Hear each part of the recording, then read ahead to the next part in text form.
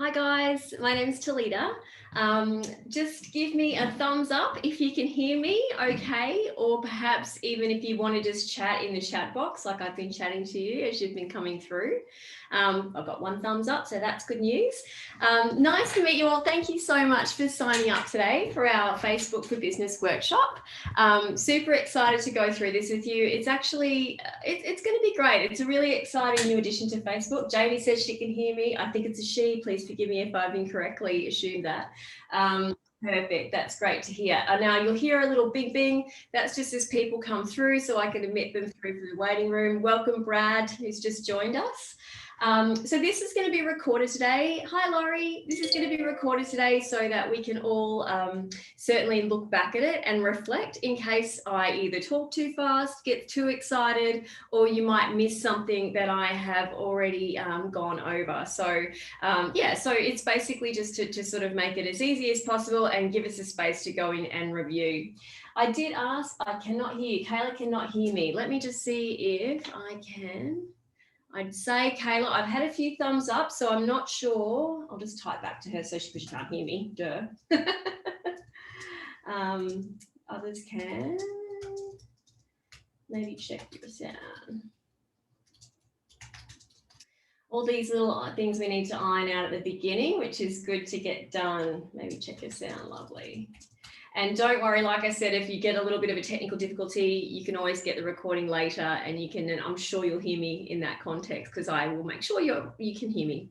So guys, I'd love to hear, I've just in the chat box there, I have asked if you have any sort of burning questions or what you're hoping to get out of today. I got a pretty good vibe about what I think people need to see and hear, but I just sort of wanted to better understand, you know, if there is anything in particular that you might want to see that I can assist you with and I can try to answer as we go. Just to keep things moving, and I just wanted to make sure that, you know, we've got 1 hour, which is quite a short time frame really. I'm going to ask you to pop your questions in the chat box and I will do my very best to sort of address them as we go through, as well as possibly unmute you so that we can have a bit of a chat about it and I can help you troubleshoot with you. Basically, oh, she's found me. Good. Excellent, Kayla. So pleased to hear it. That's fantastic. Okay, so let's dive in. So welcome, everybody, to the new Facebook suite, business suite, I should say. As you probably, I'm not sure if you recall, but a few months ago, Facebook sort of went surprise. And if you were using Pages as your app and you were actively using that on your phone, overnight almost, it just changed and it basically went to a different look and feel. And I guess for the majority of people, they probably didn't actually get any kind of advice or a notification for that, which was like surprised. So in saying that, it's obviously, as most things Facebook do, I say most things, been with a view to making it easier for us as marketers using the platform to help us be more efficient with the time we invest in it, using it as a marketing tool. So talking today about the agenda, we're going to talk about the features of the business suite. So I've tried to sort of address it both on app and the desktop, and it's going to be a pretty how-to workshop. I really want to give you, I guess, the meat and potatoes of it, so you can literally go away and apply it in your business, because it's great to kind of get a feel for how it works, but I really want you to be able to use it efficiently post today once you leave today's workshop. So things that we are going to address include things like creating and scheduling posts, including to Instagram. And this has been a big win for the business suite. You know, we've been able to sort of, through different areas of Facebook and through third-party apps, we have been able to schedule stuff to Instagram, but it's never really been, or I would say, straightforward. It's always been a little bit cumbersome, or perhaps, you know, you've got to really dig deep to find that sort of feature of Facebook. So this is a great way for us to be able to do it pretty simply. And now from our phones, which is awesome, because I think for many business owners for a long time who've possibly considered Instagram, the whole instant part of it has probably been the biggest and biggest pain of it as well. You know, like we're busy doing our stuff in our business. We don't have time to think, oh gosh, I've got to post on Instagram. If we can be a bit more forward thinking and organized, we can schedule stuff at critical moments in terms of our target market. And by doing that, we still are very present whilst we are the magic in the rest of the other areas of our business where we need to be. So that's always, in my mind, that was a huge win with this update. We can view our scheduled posts. So if we're going to have a little look around about what we've got moving forward, and at the end, I've got a recommended kind of process as to how to manage your social media a bit more easily.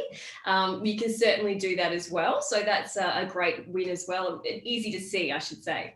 All about the new inbox. So it's tried to streamline, Facebook has tried to streamline everything for us. So we can actually sort of see all our notes and comments from Instagram, all our notes and comments from Facebook in one place. And this is great because it's a bit of a time saver, because we're not literally going to, hop over to Facebook, then hop over to Instagram. It's all in one place in one go. Time efficient, great for business owners because we don't have a lot of time, as I'm sure you'll all attest to. Thumbs up if that's the case for you. It's certainly the case for me. So I'm just admitting Sandra. Hi, Sandra. Automated responses. Now, I'm not going to dive too deep into this one. We'll touch toward it at the end, just in case you haven't sort of touched on it much yourself in your own space. And also reviewing and viewing insights so that we can understand what these things are and how they can help us with our content strategy. Does that sound good, guys? Give me a thumbs up if that sounds like what you wanted to tackle today. Yeah, I've got a few thumbs up popping up there. Very cool. Nice. Now, Laurie, you've raised your hand, so I don't know if that means you have a question. If it does, pop it in the chat box for me. For those of you that have just popped online, thank you. Sophie cannot hear. That's okay, Sophie. You will definitely get the recording. Not that you can hear me say this, but you'll get the recording, so you'll be able to watch it at your own time, if that's okay. But yeah, pop your any questions that you have in the chat box so I can address them as we go through, if that's okay. So diving into the next slide, just a little housekeeping. Your cameras, if you want to turn them on, I'd love to see your gorgeous faces. It really helps me understand, and I can sort of then see if there's any question marks on your faces as I'm talking through things. At the moment, I'm looking at Laurie and I'm looking at Jeanette. So hi, girls. If you'd rather have them off, up to you, but oh, here's Helen. I love that. So please feel free to have them on. I have muted you all at the moment purely just for the sake of ease to hear me during the day. But as I said, as we talk, I'm able to jump on there and hopefully be able to sort of go backwards and forwards with you and have a bit of a chat if need be. Slides and recordings, as I've mentioned. Hi, Jody. As I've mentioned, I'm going to send all this stuff through to you. So don't stress if you miss something, if you happen to have to go and answer the phone or let the cat out or whatever you need to do, you will get all this afterwards, as well as these slides to refer to. So hopefully that will be helpful. Sandra, sorry late, no drama. Thank you for coming. At least you're with us, lovely lady. That's perfect. So let's dive into Facebook Suite. Business Suite. So this is what it used to look like, and this is what it does look like now. It's a bit like that U2 album that magically appeared in our iTunes sort of music section a while ago. They didn't really kind of give us a lot of notice about it. It just happened, and I think we from there all kind of went, oh, okay, rightio, there's an update, need to get on with it. Fair enough. So, and as a result, I think it's overall, I think it's actually quite a good thing for most businesses. So why Business Suite? Why would you use Business Suite rather than just, your standard Facebook app even, which I find a lot of my clients do tend to use, and that's fine as well. But the reason is that it does offer you a variety of tools which makes it easier to manage your business presence. And by that, I mean things like viewing your business at a glance. So as I mentioned before, just very briefly, it actually allows us to see both your Facebook and Instagram accounts in one space. And for those of you who I'm sure you're all probably aware, Facebook owns Instagram. So it kind of makes sense that they've really bolted onto each other and they're moving forward in this way where they're kind of, quite unified. And it does certainly make sense from a business owner's perspective. You can see your overview of your Facebook page and your Instagram account. It's a bit of a dashboard when you first log into it. You can also see updates, recent posts and ads, as well as insights. And you can obviously create a post or promote your business to either of those platforms directly from this page by pressing this little blue lovely button at the bottom here, but we'll go through that shortly anyway. Features also include activities. So if you wanted to have a look at all the activity around what's going on, you can literally click that little button there in the middle, and forgive my really wonky circles. I started this and then I realized I could put really nice clean circles down the track. So forgive that. But yeah, you can click that button and you can start to see all activity at a glance. Now here you can see in my account, it's got the little Facebook F on it. So it's very easy to identify that the activity that I'm viewing here, if I was to scroll up, you'd see Instagram, the Instagram icon, but where it's coming from. So it does try to summarize and make it really easy for us to have a little look quickly at everything. Now, Laurie, did you have a question, or you've still got your hand up, Lovey? No? Okay, just checking. Okay, she's giving me a thumbs up, that's good. Okay, features also include your inbox, which again, as I mentioned, I think this is a real win for us. I feel as though it's a great ability for us to be more efficient when it comes to managing inquiries and bits and pieces when it comes to messaging, comments, things like that on Facebook and Instagram. As you would know, Instagram particularly can be a little bit, what's the word? I want to say challenging when it comes to finding where those direct messages are and commenting, and it's not quite as easy to digest as what Facebook is.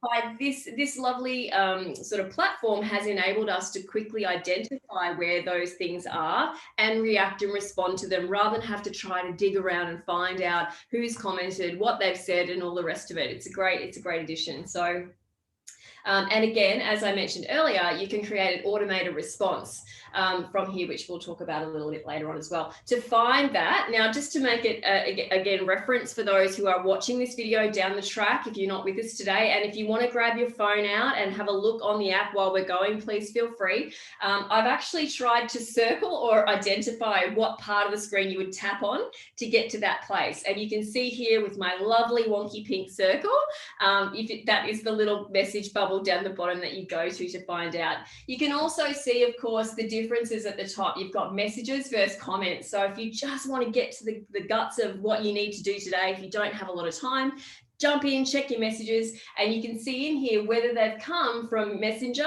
or Instagram, and you can respond and reply accordingly, which is fantastic. You can create posts. Woo-woo. That's what we're all here for.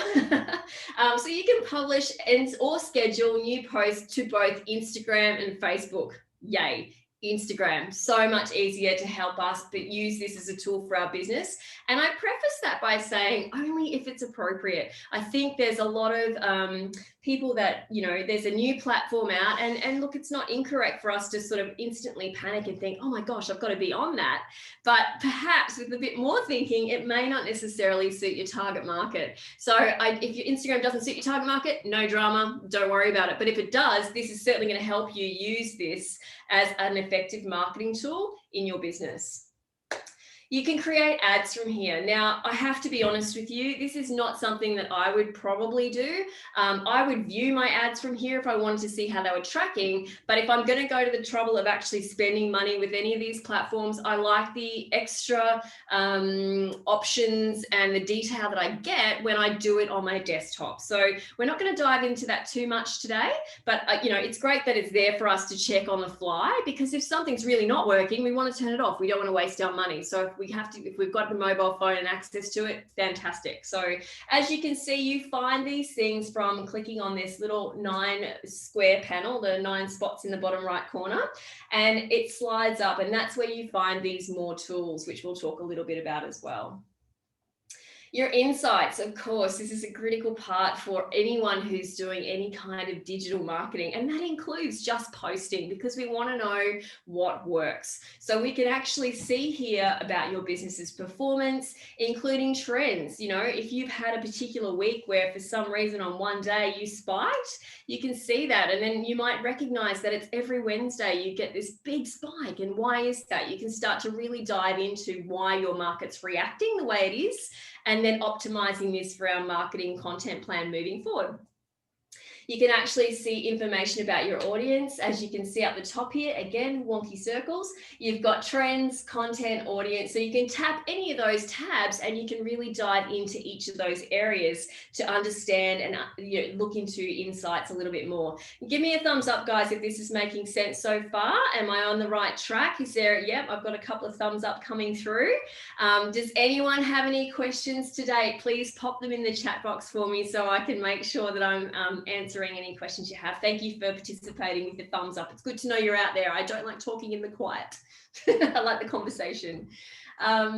And, oops, hang on, I think I've missed one. Let me go back. More tools. Okay, so check out the more tools section as well. And we'll talk about this at the end a little bit. So you've got things, as I mentioned, as ads manager, you've got business settings, page settings, you've got jobs, which is actually a really critical one, I think, lately in terms of trying to fill positions. I know certainly up here where I am in the Whitsundays, we've got a lot of hospitality positions that have quite a large presence on social media. It's a natural place to put a job offering if you have one. We've also got events. Now, events are a really critical part to getting your business out there in a kind of a different way on Facebook. And that's probably a whole other workshop. But all I can say is that if you have anything happening in your business, it's definitely worthwhile listing your event on Facebook, even if you don't get a lot of traction, because when people type in what's happening in Airlie Beach, chances are that event will pop up if it's part of that. There's a whole raft around events, but definitely use that if you can. Again, more access through the desktop function if you're doing it through your desktop, but great that we have access off our mobile phone as well. Today, as we tackle each of the how-to, I'm also going to show you on both the app and the desktop. Now, I am someone who is very much a desktop person. When I'm scheduling and planning for my clients and doing social media for them, it is usually on the desktop. And why? Because I like my keyboard. It's much easier for me to type than to, type.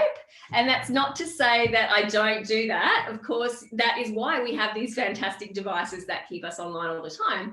But I think that, for most people, if you can spend a solid half an hour focusing and using your keyboard and getting everything organized, this is a great tool for keeping you up to date, keeping it easy for you. But desktop and app, switching between the both. So I'm going to try to sort of articulate both areas for you today, so that if you're an app user versus a desktop user, no drama, you've got the information you need.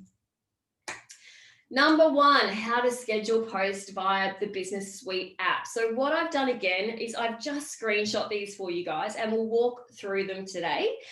Again, if you wanted to grab your phone and have a little play with this as you go, please feel free. And Karen's a desktop person too. I hear you, lovely. I tell you, it's so much easier for me to do this. Now with Instagram, you can actually post from your desktop. What a win. That is so great for us marketers. So, and we'll talk about that as well shortly. So basically, how to schedule your posts from your Business Suite app. It's super simple. As you can see here, you've got this lovely big publish button, and I've got my circles neat now, but they're not in the right place. So you've got your publish button in the middle, or you've got your blue pencil in the box down the bottom. You click either of those, and what will happen is you will get the screen that you move to, which asks you, do you want to do a photo? What sort of thing do you want to post? Now, if you click this arrow up the top here on the right-hand side, you'll be able to either select one or the other, or both. So do you want to post to both Facebook and Instagram at the same time? Or would you like to just post to Facebook or Instagram? And we'll talk a little bit about whether you should do that in a second as well. Then you've also, as you move forward, of course, you hit the done key, you've got your photo, pretty straightforward. I'm sure everybody at some point has probably done that. You can add your location. So with your location, you don't actually have to have your location settings on. Now, if you're someone who's hyper aware of your privacy and you don't want them following you everywhere you go, you don't have to have your location settings on to type in where you want. So for example, in my situation, when I am doing stuff on behalf of my clients, I'm obviously not at their business when I'm uploading it or scheduling their post or whatever I'm doing. But what this does allow me to do is type in as though I am and pin that location. Why is this good? Because then when someone reads this down the track, they can touch it, and then they can, if they're going, where is this? They can hit the location and they'll be informed as to where that is. So the good news is, if it says to you, do you want to turn your location settings on? Sure, if you want to, go ahead. But you can just type in where you are, and it enable just use that typed in select. As you can see here, I typed in the Fat Frog, and you can see here that I could have picked anywhere. I'm not in Langkawi, I'm only in Airlie Beach. So pick it, and then it will go up for us, and it will actually register that as the location that you posted from, which is fantastic. Feelings and activities. Now, this is a bit of a wanky section. Like, I don't love it. I don't hate it. I kind of feel like as a business owner, Nah, it probably depends on the business as to whether you'd use it a little bit. If you do use it, one thing I would say is that it does sort of knock out the ability to get messages as well. So, but as you can see here, you can search for your feelings or activities. Not a huge priority, I think, in most business owners' situations, but totally up to you. Have an explore of it if you wanted to. With your Get Messages button, and this is one that I would encourage you to use a little bit more, purely because with these apps, especially, and this is actually, I'm only posting to Facebook in these slides, so that's why that Get Messages is an option. With these apps, we need to remember that we are in the ecosystem of Facebook or Instagram. They ultimately want people and their users to stay in that ecosystem. So if we have the Get Messages function on there, what we're doing is we're inviting our customers and clients to really easily jump online and engage with us. It's like, you don't even have to pick up the phone. You just literally have to hit the button and you can ask a question. And to me, that's a pretty no-brainer when it comes to trying to promote your business. If we can add that in most places, I think it's a really smart one. Some posts it won't be appropriate for, of course, but there will be, there will be times and places that it is super appropriate, especially if you've got a promotion happening or a last minute perhaps spot you want to fill appointment wise, anything like that. So hit the Get Messages button. Warning, when you hit the Get Messages button, it always defaults back to whatever your banner is on Facebook. And that is the beautiful big sort of billboard above your profile on your homepage. You can change it. It's quite easy. All you need to do is click change image. And then again, remembering we're on mobile, it will default back to your gallery, or you can choose the media off your phone. Okay, so you can just jump in there and add another photo if you want to, or video if you've created some content on your phone through one of the fantastic apps that you've got to upload to put in that space. Make sense, guys? Thumbs up. Makes sense so far? Oh, yeah, still with me? Yes, good. Awesome. Thank you so much for coming back to me. Okay, and yes, from here, you can schedule to Instagram finally. So this has always been a bit of a pain for some people, I think, because, and probably off-putting, I think, to a degree, because as much as I'd like to think that we all have time to be on Instagram dynamically, we just don't. It's as simple as that. As a business owner, you're the magic in most of the areas. In most cases, that is the situation. There are certainly some people, I think, joining us today that have a specific role within the business, and this might be theirs. But if you're someone who's pretty much a solopreneur, or you're the manager of a small business, you tend to have to put your fingers in every pie. So you won't have the time to think about this. And realistically, like, how much value is it returning for you if you can't make it work? So this is now where we can spend a bit of time when it's not so critical for you. That is you've got the time to invest in it, to work it out, schedule some posts and go from there. So as I said to you, you can schedule just to your Facebook page or your Instagram account. You do everything we just done, but what you would do is you would select your Instagram account there, which is the one, as you can see, with the Instagram icon at the bottom. A couple of things to note there: hashtags work. They work. They're fantastic. And when you schedule stuff and post stuff through Facebook Business Suite, we have the ability to actually space our posts out. Now, for those of you who have used Instagram for some time, you've probably also come across the issue where you're doing your post and it's all jammed up, like you've got loads of info there, but if you go to type it in dynamically into the Instagram field, it gets really sort of squished. There's no options to press enter, return, to have a bit of space between what you want to say, and it can look a bit chunky from a viewer's perspective. Yeah.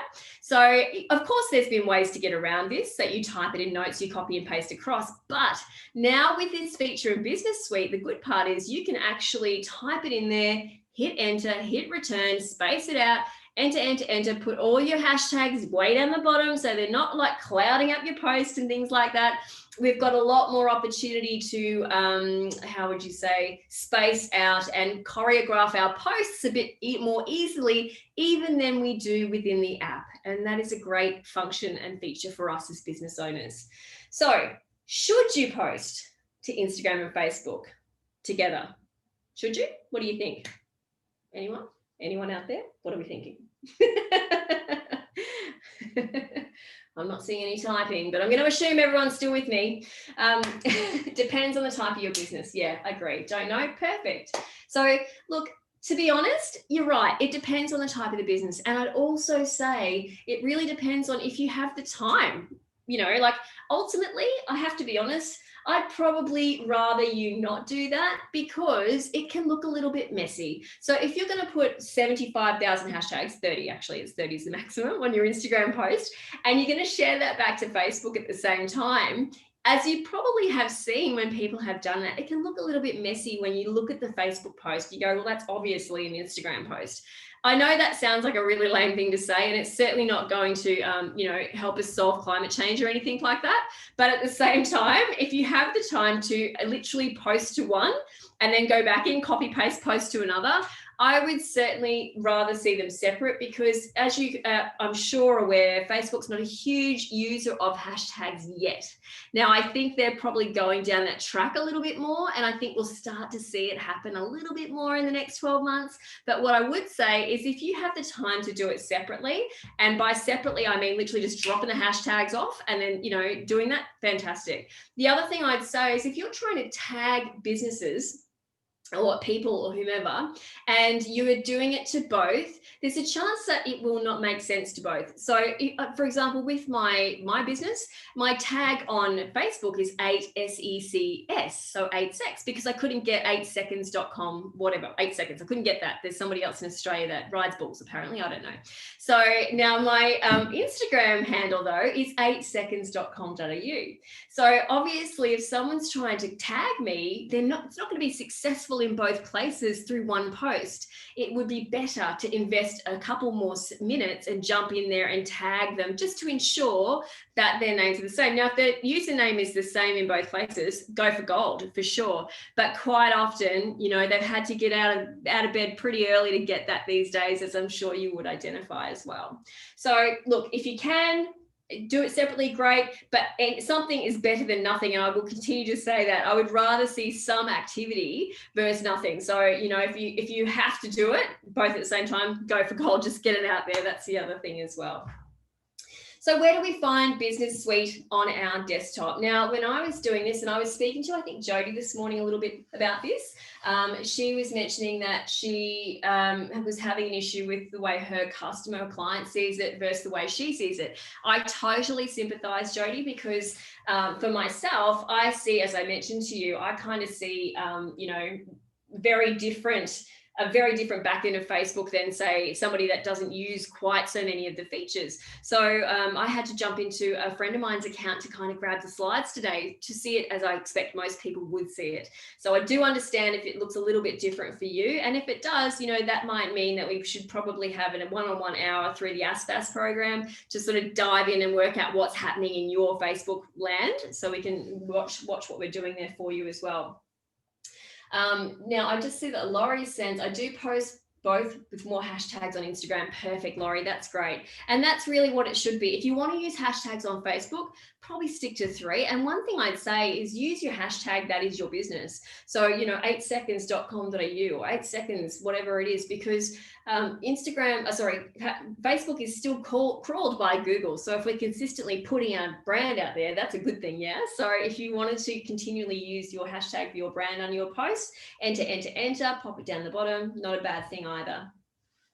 So finding it on your desktop, log on to Facebook, go to your business page. If you haven't used Business Suite before, you'll usually see this tab here. And this was there consistently when I was jumping in and out of my friend's Facebook page. So obviously at the moment, that's where it is. For me, it looked like it was on the side. However, when I went there, I got sent to a different part of Facebook, which was Business Manager. Now, for those of you who know of Business Manager, it's kind of like another layer of Facebook, I suppose.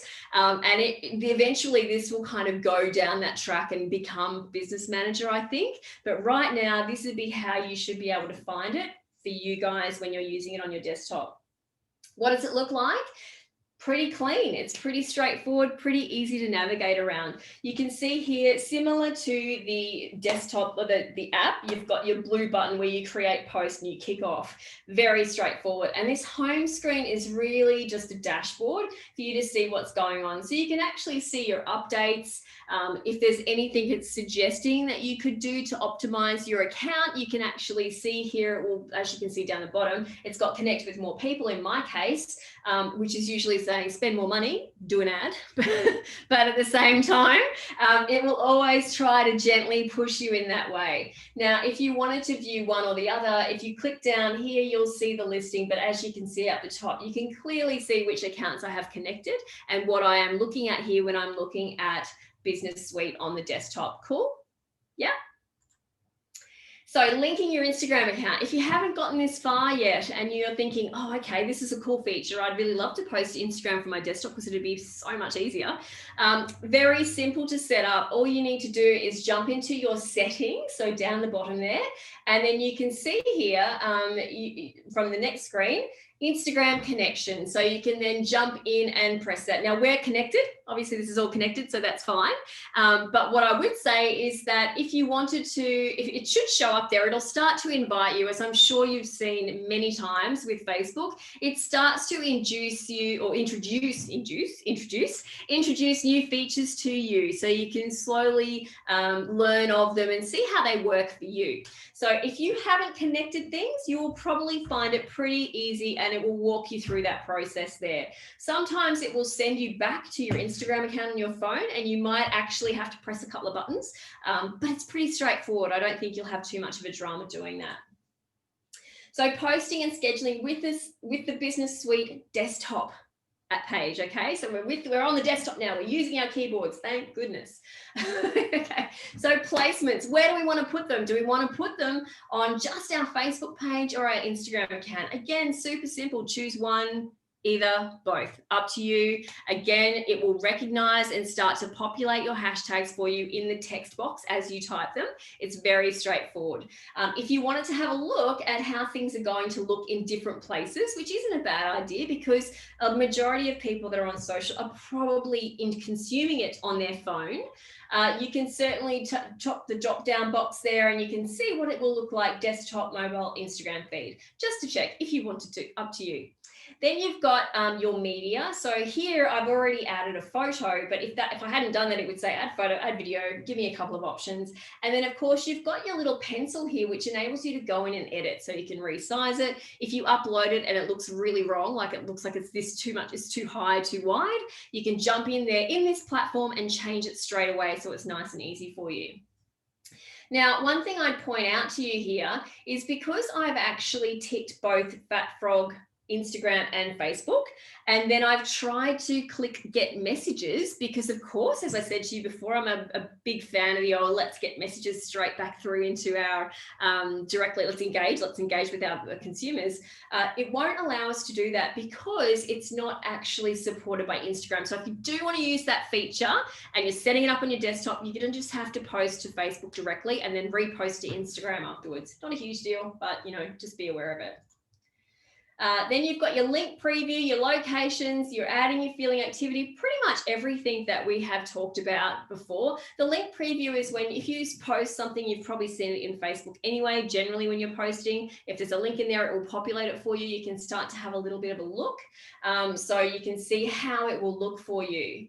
And then of course, the critical information, how do we schedule it? So literally the little drop down box to the bottom right, it will give you the schedule a post option or just to publish the option, publish it straight away. And then of course you get your calendar pops out and it's as simple as that, which is fantastic for us marketers.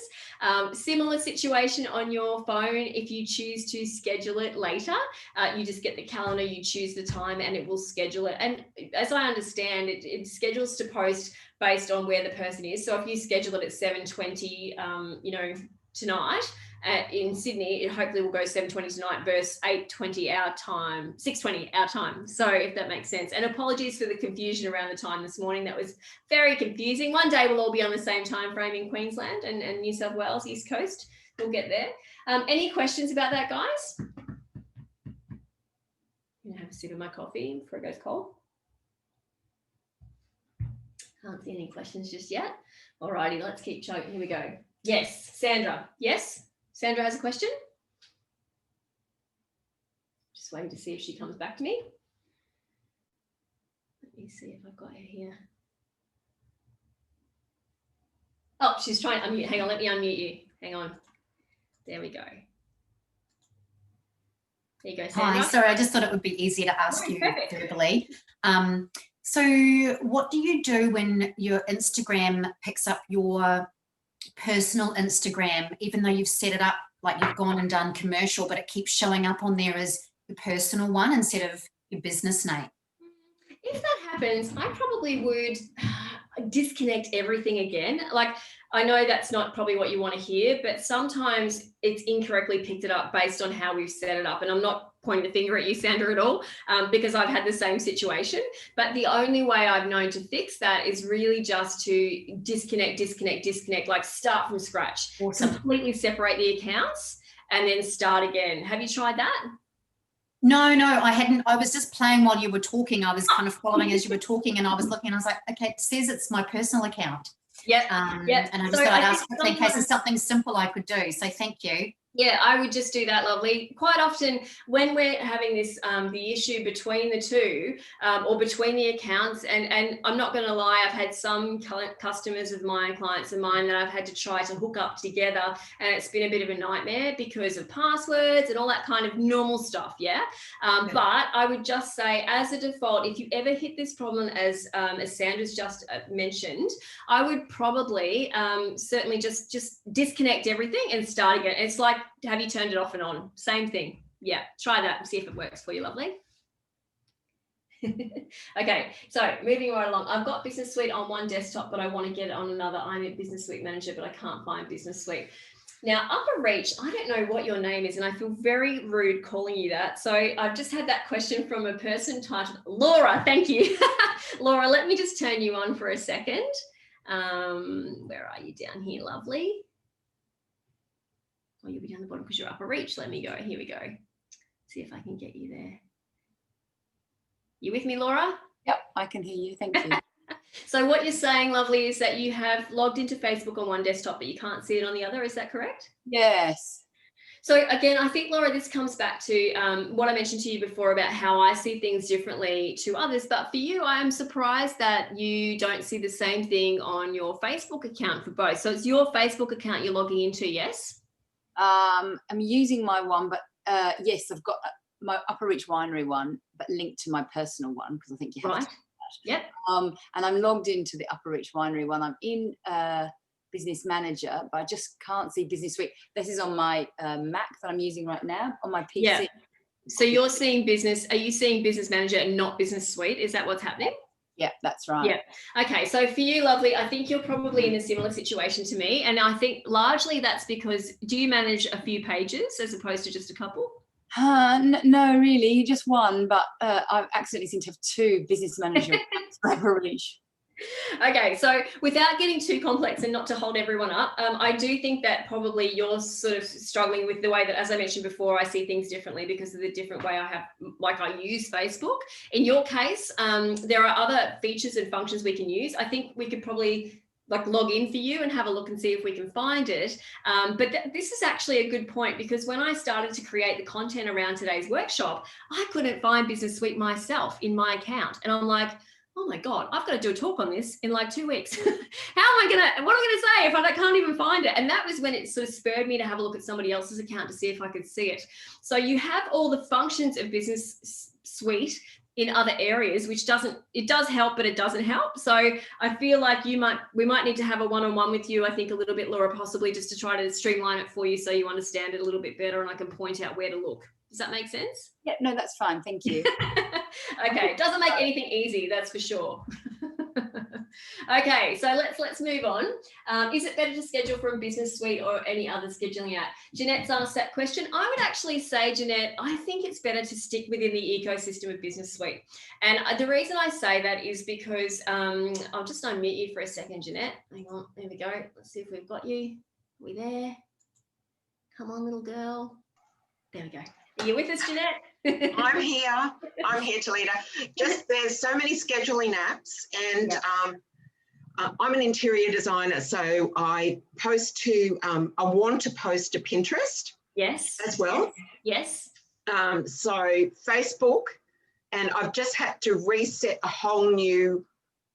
Facebook wouldn't let me change my business name, so I basically had to restart Instagram, restart Facebook, and everything. So I'm Yep. going like, do I use a scheduling app outside of Facebook and Instagram, or Yep. use that one and then just find something that I can do that's free that will schedule to Pinterest? Okay, so a couple of things I'm going to say about this is that when it comes to Facebook and Instagram, my strong recommendation is using what it gives us to schedule, because now whether it's true or not, I don't know, but I think we need to take these recommendations with a grain of salt. The talk for many years has been if you use a third-party app, you do not get as much organic reach as you get if you stay within the ecosystem and use the tools that they give us. So that's number one. So I kind of think that, you know, logically that kind of makes sense, to be honest. Yeah, to me it does too. Yeah, and number two, I kind of feel like this section, like certainly up where we live, like I'm in a regional centre, you know, when you are in the city, if you've got Vodafone, for example, you have a great connection, but when you're up here, it's crap because Telstra is everywhere, right? So if I was to go with a third-party internet provider, if I have a problem with the line, it's still going to be a Telstra issue. So I have to go back to Telstra. So I sort of feel like it's better to stay, you know, right there. Within the ecosystem. Yeah, it is. Now, the second part to this, and this is a bit sort of sideways, but if you've got, I'm going to put a little note in the chat box here to everybody. Just you mentioned Pinterest before, and the other one I think is really critical for social media and any business, no matter what you are, is Google My Business. Now, I don't know how much of you or how many of you have used that, but there's an app out there called Publer. And at the moment, okay. Yeah, it's quite new, Jeanette. You can sign up for free, and I'm pretty sure it like lets you schedule to Pinterest as well. But what I love about it is that one, for you, like it will let you schedule to Pinterest, but also it will let you schedule to Google My Business. Now, Google My Business obviously is polar opposite to Facebook, like they're arch rivals. So we want to make sure we're telling Google the same thing we're telling Facebook, and that's what Google My Business really is. It's effectively the Facebook pages of Google. So you can create updates, you can do whatever you do on Facebook in Google, and with Publer, you don't, again, this is back to the situation where you couldn't schedule to Instagram. It's a pain in the butt. So Publer actually allows you to schedule to Google My Business and Pinterest in your case. But I do think that if you're going to go down and start to embrace those platforms, even if it's just once a week that you're updating Google My Business, it's a good time investment. And in your case, Jeanette, I just think for time's sake and streamline, you know, you've only got 2 places to go then, not 20. Yeah, that's all I want, because it's so time consuming. It is, jumping around. To get my social media calendar and everything I'm posting to all marry up. Yes. And it's cover besides getting on Bing and everywhere else. Correct. And that's the thing, isn't it? You know, it's very much a situation like how thin can we spread ourselves? And also what happens then is we start to sort of just skip across the top. We don't get too deeply into anything. So we can't really see the benefits of our time that we're spending in any of these platforms because we're too busy trying to just like keep them alive, breathe a bit of life into them. So I would go, if any of you, first thing today, I know we're not talking about Google My Business, but I would encourage you to check if you have a Google My Business account. How do you know? If you Google your name, and I'll just jump in here for a second and show you. Let's go to a Google page. So can you, you can Google mine? Yeah, sure. What's your business name? Under JM Interiors and Decor. And Decor. And Decor. Yeah. So I'm going to say no, you don't have a Google My Business page. So if you had a Google My Business page, it would pop up here, this big white blank space that's beautifully waiting for us to put our message in there. So if to give you another example. Talita, so what's happened is I've just set it up and I'm waiting on my postcard. Verification. Sure, yes. Verification. So it's not showing up yet because I haven't got that verification. No worries. And look, that's the thing, it will come and then you'll be fine. The other thing is, and some businesses will find that someone set up a profile for you, but you don't own it. So if you get into this space and you actually see here, you can see this little tab here that says own this business. So grab that, jump in there, put your details in there. You might be able to recognize the email address that claims to own the business. And then from there, you can literally jump in and start to regain control, which is perfect. Jeanette, I look forward to seeing you online and seeing your lovely little Google My Business profile. Thank you. It's coming, like everything. Totally get it. Absolutely. Oh, hang on a minute. Wait a minute. One more time. Oh, you've gone quiet. I can't hear you. I'll have to. Oh, there we go. Now say, Jeanette, say what you were going to say. I said, when you're doing the website, all the social, everything yourself, Yes. it's very, very, Yes, I totally get it. Yeah, you spread yourself thinly, and that's part of the problem. And that's really why today, I mean, I love talking about all the facets of it, but really what I want to do is give you stuff to take away and actually apply, because I think that's the most critical thing. Okay, I'm going to pop you on mute now so I don't feel rude if you talk. And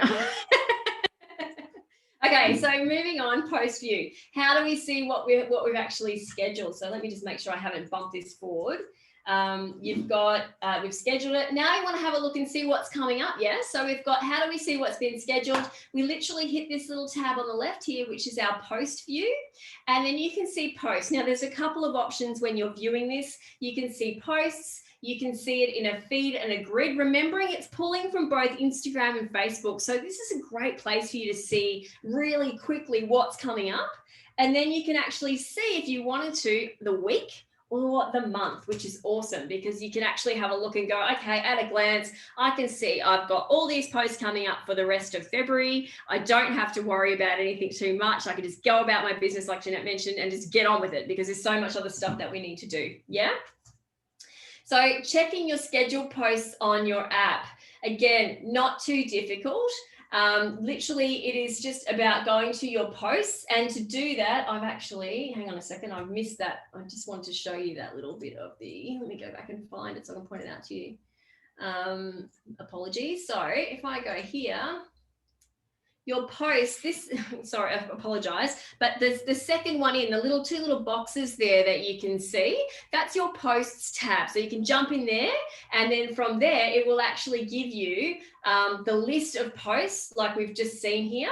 Going back to my slide now, hopping around everywhere like a little frog. There we go. So you can see whether they've been scheduled. You can see whether they've been published. You can actually have a look. So it's a really nice, clean place for you to go on with a review or look forward as to what's coming up for the week. Yeah. Now, sorry, Selena, I'm going to have to run. No worries, Jody. I will send you through everything. Thank you so much for joining me today. I know we're a bit behind. I'll talk a bit faster. Let's talk tabs. So basically, the tabs on the left-hand side, we're on the desktop now. You've got your activity, which is basically the same as it would showcase in your phone, on your phone. You can see here on the left, as you can see, these are all Facebook posts. But in saying that, if they were Instagram comments and things, they would be there as well. Check out your inbox. So again, this is where I think you're going to be spending a little bit of time, because it's in your best interest, and it's much, much easier for us to manage all of our comments, messages, replies, and things like that. One beautiful place with one beautiful keyboard, no little tiny thumb cramps that we're going to get from trying to keep up with everything on our phone, which is fantastic. So you can see here in this order, you've got all messages, you've got your messenger. So that's your Facebook messages to your posts. To your page, sorry. Instagram direct, so that's a little paper plane, and that's if anyone sent you an Instagram direct message, which can be quite hard to find on Instagram sometimes. Facebook comments and activity, again, great for us to go in there, like and react to things. Instagram comments and activity, awesome, because again, as I said, I've found in my time that people get a bit sort of confused, I suppose, for want of a better term, when it comes to trying to find out where to find all this stuff on Instagram that's happening around our account. And of course, the automated responses menu down the bottom, which we'll talk a little bit about shortly as well. Don't forget to have a look at your other options. So when you go through your inbox, and to get there, as you can see, it's this little message on the left-hand side, the same message bubble that you see in your app. You've got options up the top. So every time you change things, you can change you get more options to do with each message, yeah? Now, what's happening in the back end here of Facebook and within Business Suite is it's trying to give us a bit of a CRM, which stands for Customer Relationship Management System, right? So that we can actively manage and understand what's happening if you have more than one admin person, if you want to sort of divvy out the work a little bit, you can actually label things so that you at a glance, as well as the admins, others, everybody can see what this person's inquiring about or what needs to happen with this person. So as you can see here, you've got your labels here. It gives you some very generic labels. So you've got new customer, important today's date. You might have, dare I say, complaints. Let's hope not. But you might have to have a group inquiry. You might want to label. You can have as many labels as you like. Go crazy. And the point is, you can literally make it really easy at a glance. When you view that customer's profile, you can actually make it quite simple to see what it is that how they're interacting and what they mean to your business in this conversation. You can also edit their details. So it's really like an address book, I suppose, in the back end of your Facebook account. Now, you may or may not use this, but certainly having the labels there, I think, helps us really get on top quickly of what these messages are about. If it is a place that you do receive a lot of inquiries about certain things and certain trends, you can certainly use this to our ability as business owners. Don't forget the teamwork. So again, as I mentioned, if you've got a couple of people that use your Facebook account and as admins or editors, you can actually assign conversations to them. So if you're busy and you're on the run, but you see that there's something that's quite urgent that you need somebody to attend to, you can literally assign it to somebody else who's an admin or an editor to the page. They'll get a notification and they can then action that. So again, it's trying to really help us manage our communications with our customers via Facebook. Okay, Tanya's entering the waiting room. Hello, Tanya. Hello, Kapow. I have a feeling that might be Megan. Hop in the chat if it is you, beautiful girl. So let's check out the inbox on your mobile, on your app. So for all messages and comments, again, you're just looking at this little bubble in the bottom there to find out where we need to go. And up the top, we've got the two choices. So you've got Bing for messages and Bing for comments. So it's really easy to see. As I mentioned, this is where we've actually got the ability to see whether it's Instagram or Messenger, how they've come through. And in the comments, again, you can see that you've got the Facebook icon here if it's come from Facebook. So it's pretty easy to kind of get all this information quickly and respond to it in one lovely place rather than have to fly off around the internet. As Jeanette mentioned before, it's time consuming trying to stay on top of all these platforms and the communications that come from each of them. Hi, Gemma. Hope you're well. Hey, I'm not Megan. I'm sure you're still just as beautiful, gorgeous girl. Okay, how about automated responses? Now, a little bit of a warning with this, right? With automated responses, I love them. Don't get me wrong. They're very helpful, particularly if you want to, warn people if it's an urgent inquiry and you're not going to have a chance to get back to them quickly, put your phone number there, put your sort of urgent contact details there. But sometimes, and I'm speaking from personal experience, when Facebook answers on your behalf, you're less likely sometimes to see the original message. So if you do try to use automated responses, just be aware that sometimes you might need to keep an eye on it for a couple of weeks to see if it works for you. That's all I'm saying, because we'd hate to think that, it says to, hey, Laurie, I'll come back to you in 24 hours, and then you don't even realize it's there, and then there's no communication. That's not really a great look for the business. So just be aware when you're actually using automated responses. They are fantastic for different reasons. If you're not there, instant reply, like I said, if you're a restaurant perhaps and it's a booking for the day, just to be sure that the person doesn't get disappointed when they rock up and go, well, I made a reservation on Facebook. And we're like, well, actually, we didn't see it. So if it's for the same day, please call us, that kind of thing. You can have that kind of thing there. Otherwise, we'll get back to you again. Be aware that you might need to sort of keep a mental note on, to check this just to be sure that you don't miss anything initially. Your away message. Now, this is a good one because obviously sometimes we're not looking at our phone. I know that's a really shocking fact because usually we do have it at the end of our arm, but there are times, as we all identify in our businesses, there's so much other stuff we need to do, yeah? So in saying that, if you want to turn your away message on, that straight away tells that person that you're not there to respond. So it's very clear, and you can do it on the app as well. You can literally jump in, up the top. This here is the little away button, as you can see, and you can see, I don't know if you can see, mine's got a little green tick on it, which means I'm present, but if you click that, you can actually suggest that you're away. So that cleans that up and there's no confusion.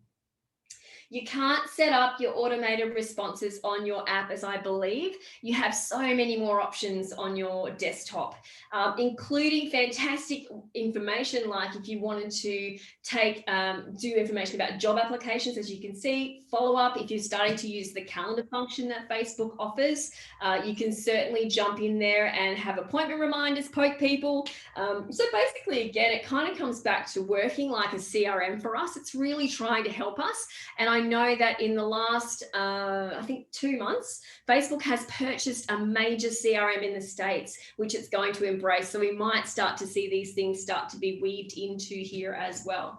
Frequently asked questions, can I see your menu? What are your hours? All that kind of stuff. You would have seen on some pages when you jump in there that it asks you, it actually suggests questions that you may want to ask. That's where you set that up. So you can jump in there and do it like that, and have a little look around contact information, location, all that kind of stuff. And timing, how soon do you want the instant reply to go? Again, just follow the page. Like, obviously Facebook tries to be intuitive to help us use these tools as effective marketing tools. So just follow the page and click the buttons and see what comes. You can't break it. That's a good thing.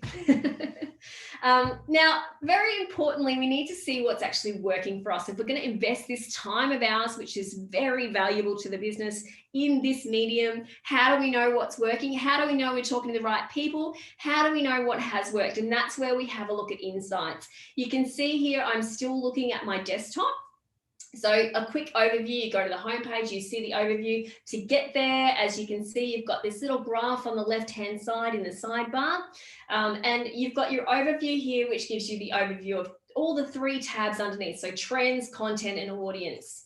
If we click through, you can actually see, oops, hang on, I've missed one, I got a bit carried away. Content, how's your content performing? So if you wanted to have a little look, it's giving us a progress sort of score here in terms of what was the best post. If you scroll over things, they pop out so you can see what the comment is. If you wanted to streamline or have a look at a specific period like Christmas perhaps, you can literally go up and change the dates, and you can differentiate between ads versus posts, so you can really start to understand what's working for you and what is working for your audience, which is super important. Then the last tab here you've got is your audience. Now, why is this critical for us? If you're a business that expects your target market to be, say, 25 to 40, and you get in here and your target market's 45 to 70 or 65, obviously there's a bit of a disconnect in what we think we're doing and what's actually happening, as well as by location. You might find that you've got a huge following in Townsville and you're in Perth. So why is that? You can start to really dive in and appeal to these people that are obviously connected to your brand, service, or product offering. And you're seeing these facts through insights about your audience, which is super critical for us. Tanya, hi, sorry, I thought you were starting at 10. All good, gorgeous. This has been recorded, so feel free to stay with us and you'll get the whole recording from earlier as well. We'll go from there, no drama at all. So what do I do with all this info? Okay, trends allow us to recognize at a glance patterns of behavior for your followers, allowing us to investigate any spikes and what's actually caused them. Also, so we can recognize those in advance and sort of react to them a bit more quickly and be proactive in the future. Content insights enable us to see with more detail, as I mentioned, how posts have performed against previous periods. Find out what works and do it again. This is where this is super valuable for us. Audience insights, as I said to you, the target market, are they who you think they are? Are they where you think they are? It just gives us a layer of ability to actually, indeed double check and confirm that we are on the right track. Now, Jeanette, have you got a question, or is your hand just up for? I haven't got you turned on, so tell me. No, you're okay. Okay. Good, just checking, making sure. Okay, so you can see these insights on your app as well, which is awesome. Again, you're not going to get quite as much detail and it's a bit easier to digest from the desktop, but look, they are there for you. And as I said, you're getting these slides. So if you can, these are my nice neat yellow circles as opposed to my dodgy ones that I was doing with my finger earlier. You've got, just click on the little button on the bottom right-hand side, the little square, to insights. And then up the top here, you've got those 3 tabs that you've just seen on your desktop as well. So you've got your trends, you can click across to content, you can click across to audience, you can change change the date range. So you do have a lot of functionality and ability to change here, yeah? There's actually a lot of ability to tailor it, but more ability again when you're actually on your desktop. And that's why I'm a bit of a lover of desktop. Girls that have just joined us, welcome. I guess you might have thought we were kicking off at 10. That's why you're here now, but don't stress. It's all recorded and I will absolutely send this through to you once we are finished today. Feel free to stick with us now. If you have any questions, please feel free to pop that in the question box for me. Sandra, if you look at Insights and see a point of time that did well, can you find it easily or have to go back to your posting schedule? Usually what you can do, Sandra, is it's pretty simple. You can actually just scroll over with your mouse and generally that post will pop up for you. So it's a pretty easy factor. Again, Facebook tries to help us get better, you know, because they ultimately have shareholders, they want to be successful.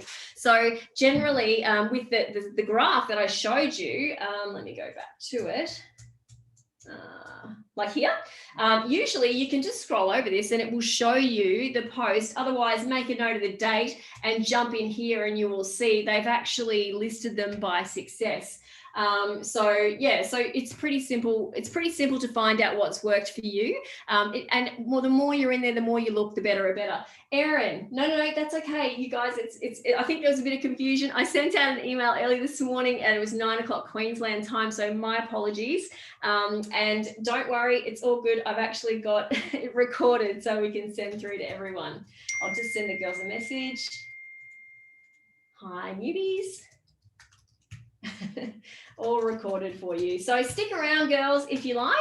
We'd love to have you stay on board with us. And of course, you'll get this recording at the end as well. Okay, so let's check out what's working, Insights and desktop. So finally, a little bit more info about your audience. Oh, we've just done this slide. What am I talking about? I got confused and throwing myself off the scent here. So consider your audience and insights and then use your common sense. Consider when your target market is likely to be online, coupled with information that we know about our target audience, right? So what I'm suggesting here is we don't just want to put all our eggs into the Facebook basket. We want to make sure that we're actually aware of other things that happen with our target market. So when I'm planning my content schedule for the next month for my clients, I tend to think about things like what influences them and their behavior. For example, if I'm targeting mums, like, yes, I appreciate Facebook tells me they're on time online at a certain time. However, if they've got school children, generally at 2:45 to 3 o'clock Monday to Friday, not now, but usually, they're outside waiting for their kids to be picked up.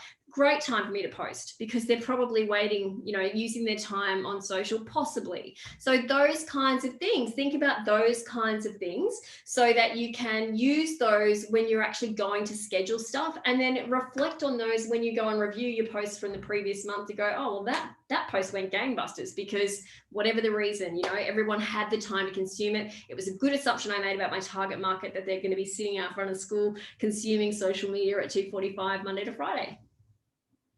So how can all this info help you, the business owner? Critical question. Business Suite kind of provides you a one-stop shop for you to check in and manage your social profiles. That's the whole point of this now connection between Instagram and Facebook and putting it all together, yeah? It enables us now to schedule more easily from mobile to desktop, especially to Instagram, which again, for me as a marketer, I am so happy about. It's made life so much more easy. Offer us a quick and clear access to critical data about our social media content and activity so we can draw conclusions and make smart marketing decisions about our marketing strategy. And again, that goes back to, as Sandra asked, you know, how do you know what posts worked for you? How do I easily see this? Well, this is where Facebook is actually now allowing us to sort of see this data. They're trying to present it to us as easily and quickly as they can so we can be proactive in how we manage our social profiles. Yeah. Hi guys, I've just seen a few people log on. We did start at 9, but don't stress. I've got a recording which I will send through to you as soon as we wrap up today, along with all the slides, so you're not going to miss anything. If you have any questions though, please pop them in the chat box for me so I can address them while we're here as well. Yeah. Okay, so one of the last things I wanted to talk to you today about was recommended processes in use, and this is sort of how I manage and recommend my clients manage their social media content and strategy, and purely because I feel like you know, if you're somebody who doesn't schedule posts, and you are not alone, that is a lot of people, we have this anxiety every day when we kind of wake up and think, gosh, I've got to post something to Facebook today, what am I going to say? I've got to post something to Instagram today, what am I going to say? And it sort of hangs over us for the day. It can become, if it's such a small, very little thing, it can become quite stressful. So by trying to incorporate this type of process within your business around your social strategy and your social content, I think it does actually take a lot of the pressure off, which is exactly what we want to do. We want to make this platform work for us. We don't want to work for it. And we do not need any more stress in business. It's quite simple, yeah? So recommendation, monthly, review your insights and plan your strategy. Now, what do I mean by that is use your insights. Jump in there, see what's worked, have a look at what posts work for you, have a look if there's any trends of days, have a look at your target market and understand, you know, what things have happened and whether or not you can adapt and use that looking forward, and change these things. Now, I'm using my personal thing. I see some questions coming through here, and I'll grab those in a second. I do all of this on my desktop because at this point I'm also creating content, and I am a huge fan of Canva because I find it so flexible and I'm able to do a lot of stuff with that. So again, I'm a huge fan of the keyboard. I like to do it all on my desktop, and I can just do it, schedule it, get it done for the month or the couple of weeks, however long you want to schedule it for. So that's my monthly kind of process around social media. Jeanette, Canva is awesome. I love it. Weekly, what's coming up? So if you're someone who has decided to, at the end of each month, for the following month, sit down and go, okay, I'm going to do 3 posts a week for the next month. That's 12 posts I've got to come up with. These are my topics. This is what I'm going to do.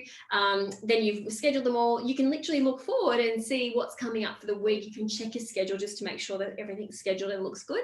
Or if anything needs to change, you know, if you've done a schedule about a beautiful sunny day and it's pelting down with rain, you might want to change that if it's rainy forecast, like it has been here for so long now. So you can change that. Having said that, you can also throw a couple of extra posts in there if you wanted to. You know, you've got that ability to do that. You can either do that on the desktop or the app. Again, depending on what's best for you. I still probably tend to use my desktop because I'm in here all the time and I love the computer. So that's what I'm doing and checking on there. But the app does give you the same ability and definitely something you can do. If you're someone who prefers to schedule weekly, fine, do it weekly, do it then so you can see what's coming up for the week, get yourself prepared. So you don't have this anxiety every day thinking, oh my goodness, I really need to post to Facebook or Instagram today. What am I going to say? There's nothing worse than that. And then daily, just a quick checkup. Then it all comes back down to you literally jumping into your inbox on your app and seeing what's happening around your social accounts. And it's a 5-minute task every day to reply, to respond, to like, to check, to assign tasks to, all of the above. Make it super, super simple for you to really stay across everything and manage it. Yeah. So I'm just looking at my questions here. I've got, bear with while I go back up. So somebody asked, what was the name of the third-party provider? You're right, Jeanette's helped out, Publer. So Publer is, I think it's publer.app or something is the website right now. If you Google it, you'll see it. There's a green superhero there.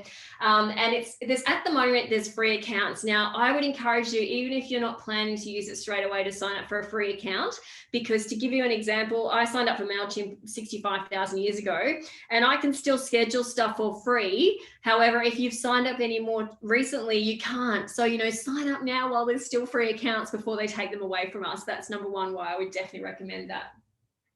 Christine, audiences on Facebook are shown in PST. Is there a way to make it local time? The time depends on your ad account time, I think, Christine, from memory. I'm pretty sure you can set it to sort of fire though in their time. So it can be shown to them at their time. So their 7:30 p.m., for example. That's a pretty meaty question. That's my quick answer. If you want some more details about that, we can take it offline. But I think that's how I deal with that, is that if I'm advertising to people in another place, you can set the ads to be shown in their time zone, which is what you want. You don't want them showing it, you know, 2 o'clock in the morning. That's not going to help.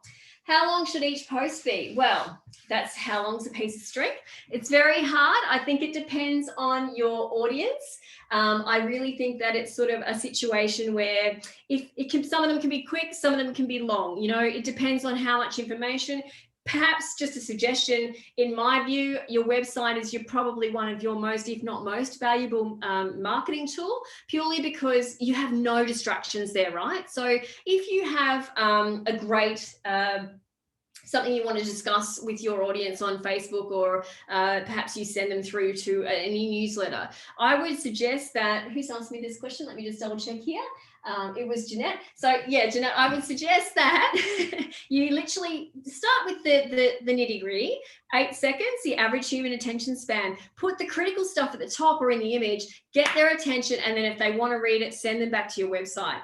You can certainly try. It is trial and error. You know, as I said to you, Facebook wants us to keep people in their ecosystem. So if you've got a beautiful long post or a long video, the longer people engage with you, the more likely, the better your reach and engagement will be in Facebook land. So there's really no hard and fast answer to that question. You see, some people's posts are like essays, and some are short and sweet, and some are just images. I would say do a bit of a mix and see what works best for you. That's my answer. I hope that helps. How many posts would you do per week, Brad, to everyone? I would suggest, Brad, if you're not sure and you're starting out, I would go with at least, it depends where you are. I'm talking Facebook today, but at least 3 to 4, particularly if that's your core social media channel. Whatever you choose to do, Brad, I would highly advise you to stick to it. So if you're going to commit to 3 to 4 posts a week, stay with your 3 to 4 posts a week. And the reason I would say, you can grow it, but don't go backwards if you can avoid it. The reason I say this is, if you go to somebody's page that's been pretty consistent, and then you visit them because you might have seen them recommended on a local chat page, you go back there, they haven't posted since 2017, your immediate thought, I'm sure you're all thinking what I'm thinking, is that they possibly are not in business anymore. And I know that sounds like a very big assumption to make, but you kind of wonder if they're still alive because they're not being proactive in their, in their activity. If, however, I go to a page and I see that somebody's not posted since December, I'm like, oh, okay, they haven't posted since December.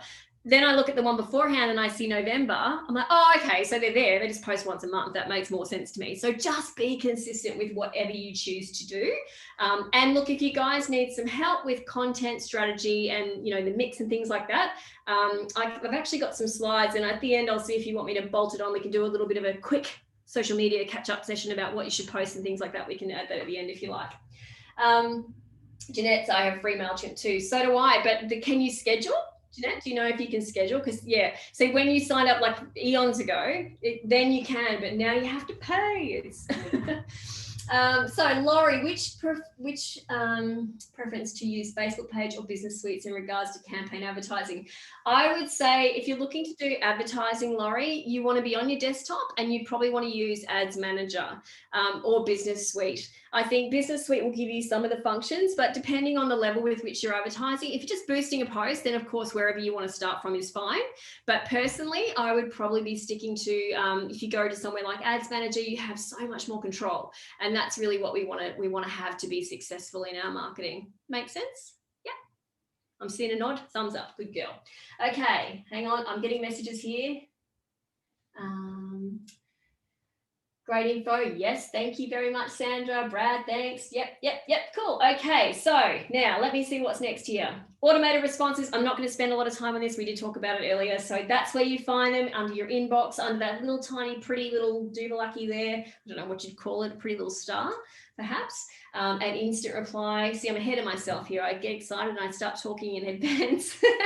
And that's where you find them on your settings. You can update them a little bit on your mobile app. The other stuff that is in your app is just through the spots that are in the bottom right corner, and they are literally the extra menu that pops up, so then you can see appointments, events, jobs, products, insights, settings, and feedback. Pardon me. So you can see here with your ads, and Laurie, this is where you can see. My suggestion to you, lovely, would be create it on your desktop and keep an eye on it on your app. Yeah, so if you're on the run, you can check it on your app, but certainly you'll have so much more control if you do it on your desktop. So you can have a look at managing it. You can have a look at your creating ads under your app. Your appointments, if you're going to go down that track and embrace the calendar and make appointments online. You can see them all at a glance on your mobile phone. Events, love events, very, very critical. Definitely, certainly something that I think people should be embracing as businesses more, because it is a new place that Facebook's really trying to flesh out. And by using it, you'll get rewarded by more organic reach. And of course, your settings. So you've got, if you wanted to connect your Instagram account, perhaps if you've not done that already, you can do it through your phone. It should then carry through to your desktop if you haven't done it already as well. The other stuff, all the other stuff on the desktop, of course, now this is where we're going to get a whole bunch more information. So you've got ads reporting, ads manager, Laurie, that's where you would go, lovely, if you wanted to just do a bit more of a deeper ad, or one that's got more access or controls with it. Yeah, so you can see here, you've got your billing, your audiences. That's a whole other episode, but it's a good one if you wanted to have a little dig around and see what's available for you there. There's a whole bunch of other things you can look at doing here as well. And we're nearly done.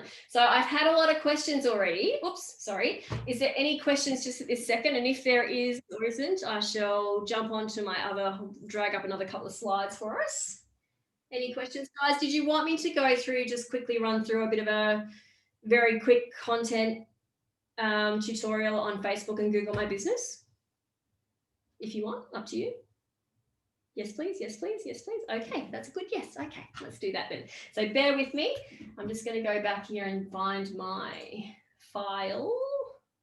So I did this presentation last week, and it was about planning your marketing for 2021. If you want this recording, once I send you the slides out today, you're welcome to just reply and ask if you like, and I can certainly send them through to you as well.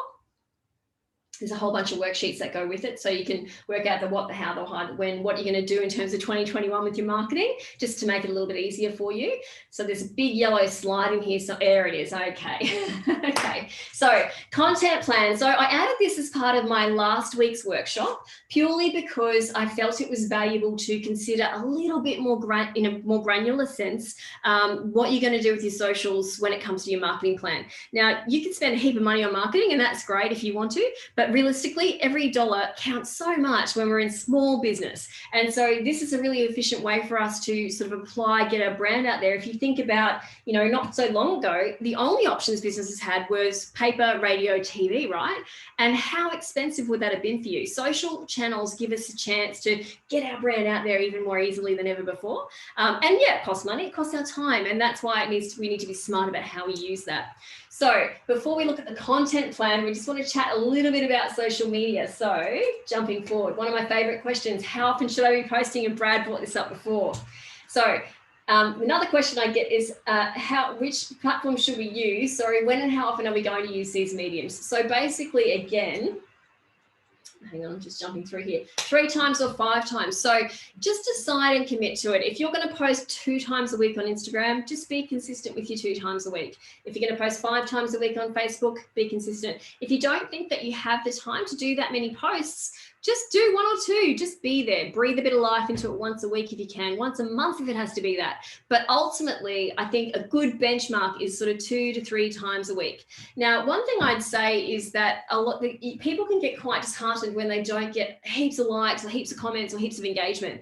And that can be for different reasons. It could be because we posted it, I don't want to say the wrong time, but at a time where there's not everybody online, number one.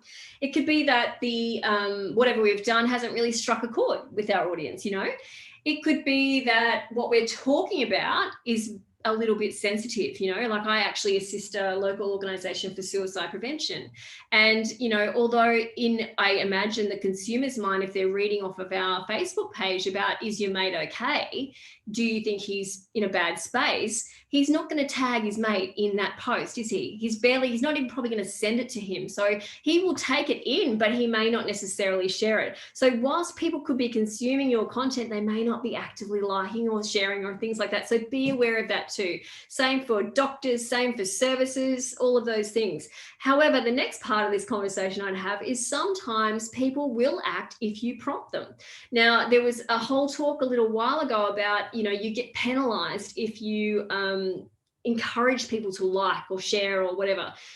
Look, you may do, but I think the proof's in the pudding. If people like you and that ad gets, the social post gets natural action organically from people, then it shows that the audience is appealed to it, you know? So a couple of examples I would give, if you want to get reviews for your business, ask people to give you a review and put your Google review link in there. So it's super easy for them to do that. Quite often, if someone's had a great experience with you, they're happy to do that. They just haven't actually had a chance or thought to do it until they've been asked. So feel free to do that. Number one, ask people to do that. Number two is, you know, if you are, for example, one of my clients, we do coffee and food, but we also sell wine and beer. If people want to have a cheeky wine with lunch, cool. And so I would put a silly wine post up and say, we all have a mate like this, tag them, something like that. And then you get this big stream of people going, oh my God, Jeanette, that's so us, whatever it might be. Yeah. So that natural organic, you know, Facebook can't argue with the fact that 5,000 people have seen this post because 20 people have tagged their friends in it. So, you know, sometimes just play with that a little bit. You're not going to get shut down. Just have a go at it and see how it works for you. Going back to the original question though, whatever you do, if you choose to start out with 2 or 3 posts a week, just stick to that. Try to be consistent. And if you look at it in terms of that's 12 posts a month, that's actually not too many. I can achieve that in a couple of hours, sitting down in Canva, bashing out a couple of quick posts and scheduling them. Awesome. Then it's done and you don't have to worry about it. Also, one other note I'd say about this is, yes, Instagram and Facebook posting together. Personally, when I'm creating content in Canva, for those of you who know what that is, and there's a whole workshop coming up on that, which I'll tell you about in a minute, I use the Instagram template versus the Facebook template. And the reason I do that is because the Instagram template is square when I'm creating content, and the Facebook template is rectangular. Now, if I am, like most people, and consuming content on my phone, that's going to give me more real estate to show them. Like, so my post is going to be bigger. So don't stress out too much about whether it needs to be square or rectangle. I just go rectangle, create one post in Canva that's Instagram shaped, and then you can use that in both places and just change the captions. So again, it's a little bit of a time saver for you. Does that make sense, guys? Give me a thumbs up if I'm on the right track here, hopefully. Now, who's this? Merv. You're a newbie and it looks scary. I'm going to get you on here in a minute, and I'm sure it's not anywhere near as scary as you think, lovely. Helen, I'm sorry you've had to go, but all good. And Laurie, yes, you can definitely have the recording after this as well for 2021 marketing. So here's some critical info for you. And if you like, I can send these little ideas to you as well. Now, I've just said to you, and you hopefully haven't had a brain conniption, do 12 posts a month, and your first thing was probably like, oh shit, what am I going to say? 12 posts a month, that's a lot of content. So here are some ideas for you to refer to consider using. Now, I'm going to talk about a content mix in a minute as well, so you don't have to stress about exactly which ones to use, but you can see, like, show your skills, ask the audience a question. Tanya, ask for the recording, audience a question, a bit personal. Now, some people will, you know, be going to your business because you are your business, yeah? So it's really important to sort of give a little bit of personality through there. Now, as I say that, like I mentioned to you before when I was talking about that situation of the men's suicide prevention group that I'm involved with, it's not always appropriate to talk personally either. I appreciate that. These are just ideas to give you a little bit of stimulation to get some content happening for you. Yeah. A photo of a video, a promotion, if you wanted to perhaps share something that's in your region that's sort of like-minded to your business. There's so many things that we can share, and this is hopefully going to give you a really great starting point to flesh these things out. Now, I see Jeanette's got her head down. I don't know if she's writing or if she's okay. You're okay? Good. You're going to get this. I'll send this through. Good girl. I'll send this through. So the basic content mix to start with, and this goes back to probably Brad's question earlier, how many times should I post? If you're sort of starting from a beginner, as a beginner base, you're not sure where to go, you can literally go with 30% your content, so hard sell, products, services, what you're offering, what you do, whatever it is. Then 30% helpful, useful content, other stuff that happens in your region that you might want to share. And then 30% sharing helpful, useful content. Perhaps I'm a boutique. How to make sure that my clothes last longer through helpful advice on how to wash them for longevity, something along those lines. It's stuff to make you valued to your customers without them having to have a transaction involved. Yeah, that sort of information. 30% sharing other people's content. Again, as I said, if you've got perhaps an event in town you want to share that you're happy to promote through your channels. 10% fluff, the cat's wearing driving it around in a car, whatever it is. So something funny relative to your market. Again, be careful with this one. And I say careful, not in a bad way, but there is ways, even with for example, men's suicide prevention guys, we can talk about sport. That's our fluff. It doesn't have to be silly stuff that, doesn't necessarily be relevant to the target market. That's the way we will talk sort of more lightly in this social space. Remember, social media is a cocktail party online. So we really want to make sure that we're not being super serious. We want to make sure that we're actually engaging and showing the target market that we understand them. And if they like cricket and, they're men and whatever, cool. We've mentioned that. We're sort of ticking that box again by mentioning that as well. Check your insights. Well, I'm preaching to the converted here. You guys all know this. I've already talked to you about this. But one thing I was going to say in a slide forward from my other presentation we'll go back to is that in old school Facebook, so when you go into your business page and you click on insights and then posts on the left-hand side here, you can actually see what times your audience are on, or the majority of your audience is online. Now, you'll recall back a little while ago, I mentioned that you can have use your common sense and your insights to plan when you're going to schedule your posts coming up for the next month, etc. So this is where I go every month, like at the end prior to the next month, to have a look to see what's happened, just to get an idea of when most people are online. Once I've actually written Monday, Tuesday, Wednesday, Thursday, Friday, Saturday, Sunday, and then I write down the top times people are online. Now, it may not vary too dramatically. That's okay, because then we inject a little bit of common sense and go, well, I'm not going to post at 7 o'clock 5 nights in a row. I might post at 7 o'clock today, 12 o'clock tomorrow. So we can sort of step it out, if that makes sense. The point is we make a plan. We've got some hard data here that we can use to help us, shows us when most of our audiences are online, and we would post either a couple of minutes before, right on the spot, or a couple of minutes after that time. Why do we do that? Because I can imagine most of you, like me, you probably get on your phone and you scroll. You scroll. You don't scroll forever. You will stop. So if we can strategically put our content up there so it's closer to the top at the time our fans are online, the reaction, of course, is that we're probably going to get more engagement. Yeah, so that's why these things are valuable to us. How do I get better reach? Okay, so a little hack for you. Facebook's algorithm loves video. I know that's a shock. And the next thing, I'm sure everyone's cringing, thinking, I don't want to do video. You don't have to be in the video. That's the happy news. It doesn't have to be you in front of the camera dancing around. It can be a different type of video. It can be you filming something. It can be a video that's literally just a link or a words, which is great. Jeanette would know in Canva, you can stick your words over there, turn it into an MP4 video. In Facebook's language, it's a video. So you're ticking that box and then it's happy. So whatever you do, think, how can I make this a video? There's some great apps. There's a few I've mentioned in here that you'll see shortly that you can actually quickly jump on and make your stuff a video as well. And just for the sake of Facebook, if nothing else, get that better reach, get that more organic reach. So you can see here, the best types of posts for organic reach are videos, stories, and live. Don't stress about stories and live. That's a whole nother story. But just as a starting point, just go video if you can. And Merv, don't stress. There's going to be easy ones for you in a minute. I'm going to show you, mate. You'll find that super simple very shortly. Think, how can I make this image a video? So can I put a bit of text over the image? Or how can I make this text a video? Am I asking a question? Can I put the question, make it a video, by one of the great apps that I show you in a second as well? So what is, oh, hang on, have I missed something? Yes, so my favorite apps. This is critical stuff here. So I'm going to type these in the chat box so that I can, I've just noticed there's a couple of questions there and I'll come back to you guys in a second. So Canva obviously is the first one. The second one that doesn't have a name on it is called Hyperlapse. And that's actually an app that Instagram has built. And if you've ever seen, it's like you're watching a video and fast forward. That's probably the best way to put it.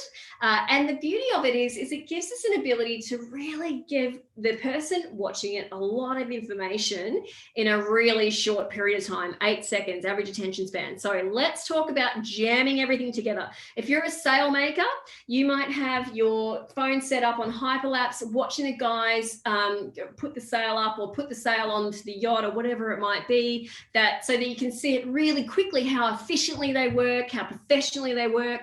But from the consumer's perspective on social media, it's taken me 20 seconds to get the full story, right? So that's where hyperlapse can be super, super great at telling a story. In terms of cafe, I know with Fat Frog quite a lot, what I do is I literally, this is my current camera holding device. I hold my phone like this, and then the guys actually plate up the food, and just watching that, like the plate's a nice still location, it's sort of an anchor as part of the image, and then the food all gets put on the plate. It's really interesting to watch. It's quite engaging. The movement often brings more engagement because people want to see what's happening. So definitely play with hyperlapse if it's not something you're familiar with. It is fantastic. I have a shake. What do you recommend for me? So Jeanette, it's actually depending on your phone type, hyperlapse takes the shake away. So I'll talk to you a little bit about that a bit later, if that's okay, because I think yeah, iPhone, is it a new one or is it an older one? All these questions, sorry. 11. Yeah, so sometimes I just play with the app, because for the earlier iPhone versions, it was very aware of, aware of that, and it would take that little bit of human sort of movement away. The other thing I'd say for you, eBay, $20, you can get it literally get, I don't have one here to show you, of course, right now, but a holder that you can literally sit your phone on and just sort of put it there to go through and get your recording without it being moved. I can see she's typing. Okay, cool. If you want me to send you a link, just text me afterwards and I can send you the link for that as well. You get them at Officeworks actually as well, and they're really cheap. So that's another good thing for you. Story Swag, Merv, you need to write this one down because you're going to love this one. So Story Swag actually enables us to grab a photo. It can be our photo. They also have a series of photos within them that you can grab and upload. And then it actually allows you to type the words and the words go over the top and it moves through like a video. If you give me a second, I'll just quickly see if I can find one to show you. But it makes life so easy because, as I said to you before, think about what type of what can you ask, with how can you make it a video versus anything else. So let me see if I can quickly find one for you. And on the run, it actually really quickly enables you to be able to do it well, quickly, and efficiently. Okay, so here, bear with, I'm just going to quickly get out of this. Sorry, guys. So can you see that screen there now? So this is one that I've created on Story Swag. You can see here that obviously the watermark's in the bottom corner. Who cares? I don't think it's a big deal. You can pay to get rid of it if you like, but I'm certainly not that concerned about it. And all I've done here is literally typed in those words. Now there's different types, there's different templates you can use. And it's actually taken, that's actually a video in the background, but you can do it over a still image as well. So you can see how easy it is to actually make things a video and make Facebook happy. Merv, I hope you've got that. Can't find Public app. I will have a look for that and I will send it through to you. Will you be posting a video of this presentation afterwards? Yes, Extreme VR. I'm not sure what your name is. I'm sure you're Extreme. And yes, I will extremely be posting a video after this. And Kapow, yeah, you can get them from Kmart as well for $10 to $20 for the little stands that you can get also. So what else have I missed here before? No, all good. Last but not least, is Quik. So Quik is Q-U-I-K. And Quik is actually an app that's been built by GoPro. So you don't have to have a GoPro to use it. Let me preface that. You do not have to have a GoPro to use it.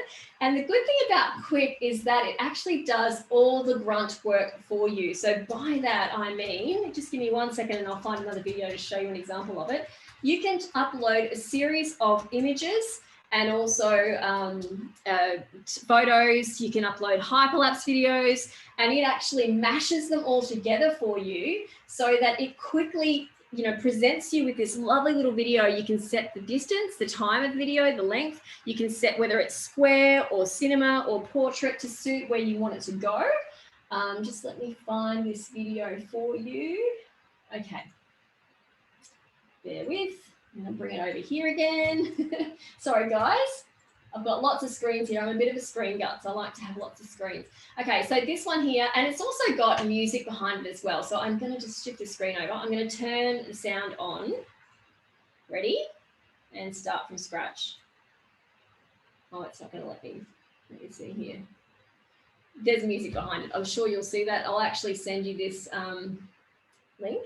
But as you can see, so as I put this together, I'm taking photos. In a minute, you'll see a hyperlapse video. That's normal video time. Hyperlapse video, me walking down the stairs, showing everything.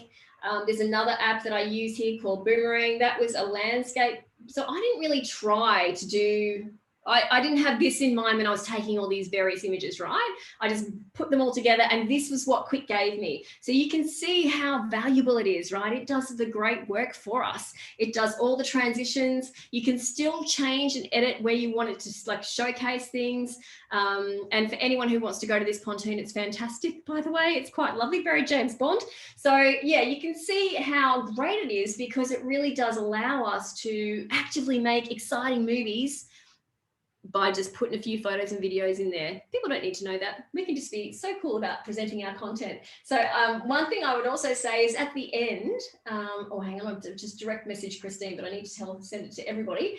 At the end, you can actually turn off the Quik logo. So you don't even have to have it branded, which is a crazy move by the company, but whatever. So you can actually turn it off. So it looks just like, you know, it's your movie. It doesn't have Quik written anywhere on it as well. Now I've just popped that name back into the chat box for you so you can write it down and find it in the App Store or on Google Play.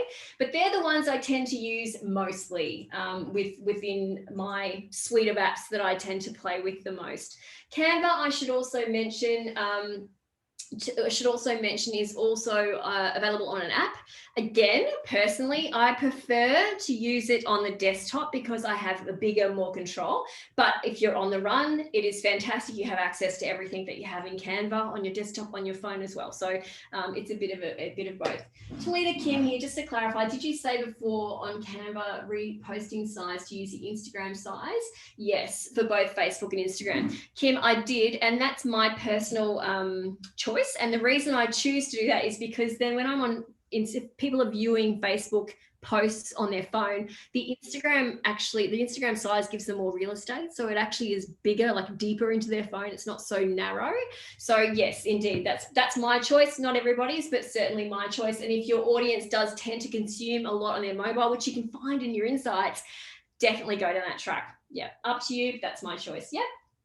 Okay, so Google My Business. I know we're run over time here, but I'll just keep plowing on if it suits everybody. Thumbs up if you want me to keep going with this stuff, because I know it's not what you came here for today, but we're kicking some goals, I think.